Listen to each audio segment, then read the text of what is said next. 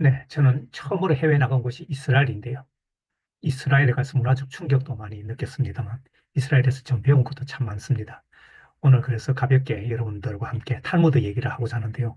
탈무드에는 사람을 상하게 하는 세 가지가 있다, 이런 얘기를 하는데, 저는 탈무드에만 그런 게 있는 게 아니라 우리나라에도 그런 것이 있다, 이런 생각을 하는데, 한번 비교해서 한번 설명해 보고자 합니다. 아마 사람을 상하게 하는 세 가지 이런 것들은 이미 탈무드 얘기가 많이 남아 있는데요. 그것을 우리 한국인과 유대인 비교해서 말씀드리고자 하는데, 제가 이스라엘 가서 처음 배운 말이 레아트입니다. 천천히 천천히라는 뜻인데요. 외국인이 우리나라 와서 제일 먼저 배우는 단어가 빨리빨리, 히브리어로는 마헤르인데, 이 레아트라는 것을 제일 먼저 배운 건 그거 가서 키부츠에서 제가 일을 하는데 한국식으로 일을 하니까 그렇게 하면 내일까지 일을 못한다고 천천히 하라고 그랬는데요.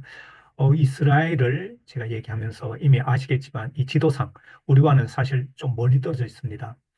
이스라엘을 잘 보시면 여기 오른쪽 요르단강을 중심으로 오른쪽에 요르단, 그리고 이라크, 이란이 있고, 이란에는 사우디아라비아가 있습니다. 저 북쪽으로는 레바논, 시리아가 있고요. 그 위로는 터키가 있고, 이쪽 그 가자, 여기 시나이 반도를 지나서 이쪽은 이집트가 있습니다. 말하자면 이스라엘은 아주 조그마한 나라, 우리나라 경상남북도 많은데요. 오른쪽으로는 또 지중해가 이렇게 있어서 이스라엘은 정말 작은 섬나라라고 할 정도로 우리나라로 치면 경상남북도 많은 크기의 나라입니다. 오늘날 이스라엘을 3대 기적이라고 부르는데요. 제가 여기 조금 더 확대한 이스라엘 지도를 이렇게 보면 여기에서 지도가 보시다시피 이스라엘은 이렇게 작은 나라임에도 불구하고 노란 색깔로 여기에 가자 지구고 여기가 요르단강 서안 지구 웨스트뱅크라는 곳입니다. 이 두 지역은 팔레스타인들이 살고 있습니다. 말하자면 이 작은 나라에 팔레스타인이라는 이민족과 함께 적대적으로 살아가고 있기 때문에 영토 분쟁이나 테러 이 문제가 끊이지 않고 발생합니다. 이 세 가지 기적이라는 것은 5천 년 전이라고 그러죠. 이 모국어 히브리어를 지금도 현대 히브리어로 자기 언어를 갖고 있다는 것이 기적이고요. 또 수천만 년 만에 나라를 건국했죠. 1948년도에 처음으로 나라를 만들었는데 그전에는 이스라엘의 나라 자체가 없었습니다. 그런데 이 떠돌이 생활을 하다가 나라를 만들었다. 독립이라는 표현도 그렇고 나라를 만들었다는 표현이 더 정확하지 않을까 싶은데 이런 나라를 갖게 됐다는 것도 기적이고 마지막으로는 이 보시다시피 이슬람 국가 적국으로 둘러싸여 있지만 네 번에 거친 중동 전쟁을 거치면서도 이겨서 지금은 그야말로 중동의 패권 국가라고 부를 정도로 이스라엘 앞에는 작은 수식어 리틀 자이언트, 그러니까 작은 거인이라고 불릴 정도로 그런 나라가 되어 있습니다. 오늘 제가 말씀드릴 것은 탈무드입니다. 유대인들에게 탈무드, 우리나라 말로는 학습 혹은 연구, 공부 이런 뜻인데요.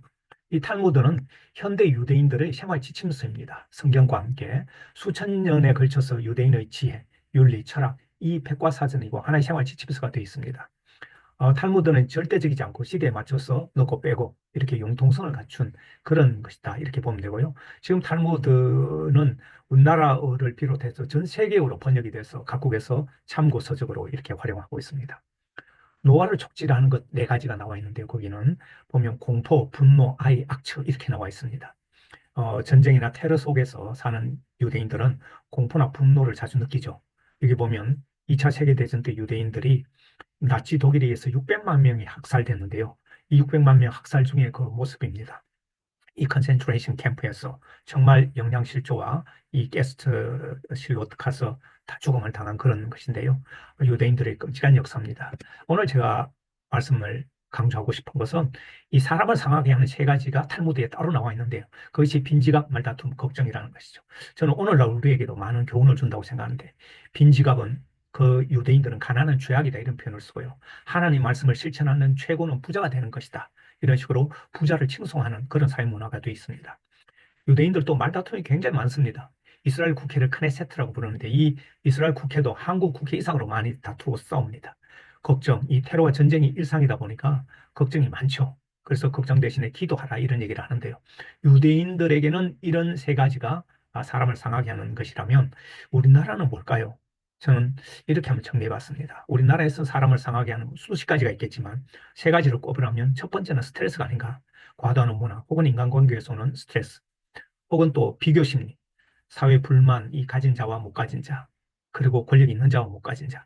이런 비교 심리 때문에 악성 댓글이나 혐오 범죄 이런 것들이 넘쳐나고 있고, 또한 집단주의가 긍정적인 측면도 있지만 개인에게 있어서는 자존감을 없애거나 혹은 개인의 개성을 무시하는 그 결과 왕따나 학교 폭력 이런 것들이 집단주의에 기반해서 일어나고 있어서 저는 이 세 가지가 한국에서 인간으로 살아가는데 상당히 스트레스를 많이 주는 그런 요소가 아닌가 생각해 봤습니다. 자존감이 낮은 사회는 사람을 더 빨리 상하게 하는 법이죠. 탈무드에서는 빈지가 말다툼, 걱정이라면 한국은 스트레스, 비교심리, 집단주의 이런 것도 경계하면서 자신을 잘 가꿔야 될 것 같습니다. 자, 사실 저는 이런 것 물리치고 늠름하게 사셔야 된다. 왜? 지구상에 나라는 존재는 단 하나만 존재하기 때문에 내 스스로 나를 보호하고 내 자존감을 높여줘야 늠름하게 살 수 있습니다. 남의 손가락질이나 남의 비난 너무 흔들려서는 안 됩니다. 여러분, 늠름하게 삽시다.